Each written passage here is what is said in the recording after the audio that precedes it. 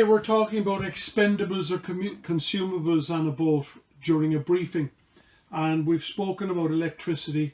Now we're going to go on to water, which is something else you can run out of in a boat because it's not always in abundant supply. So we have two water tanks. Always know where the water tanks are, how to get at them. We can get at them underneath here, how much they hold and where they're filled. So we have fillers on deck, two fillers on deck. We have an overflow in here as well. So explain that to a crew and then explain how the taps work. Now, we don't have foot pumps for salt water or fresh water anymore.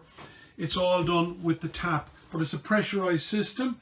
So in order to get it working, we've got to turn on the water pressure switch here. So that's on. So there's a pump which builds up pressure, and there's also a clarifier or a water heater on the boat, which is worked by shore power or the engine heats it up. So the crew need to understand that, how the water works. This is just like anything at home, but the problem is then it flows out and flows out quickly and you use it quickly. Better off put on the spray hood. You use less water in that fashion. Okay, so again, stressing less water. We have two sinks. We also have a plastic one, so that's 3.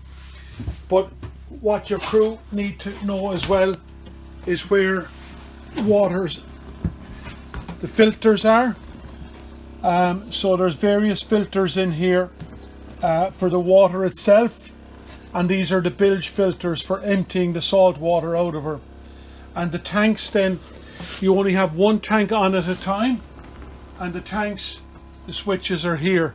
But again, know where they are in your own boat and share that information with the crew.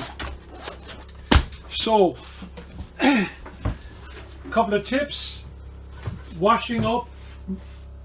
If you're in an area where you're short of water, give everything a rinse in salt water first. Boiling the spuds. If you've clean salt water, there's nothing better than using salt water to boil the spuds. And then ration the water in terms of people's usage, showers, etc. Try and get showers ashore, but again, it depends where you are, but most places afloat don't have a plentiful supply. Now, in terms of getting water, know where you can get water, what piers or pontoons there's water at, and have your own hose and your own hose connections. It is rather important because water is something we can't do without.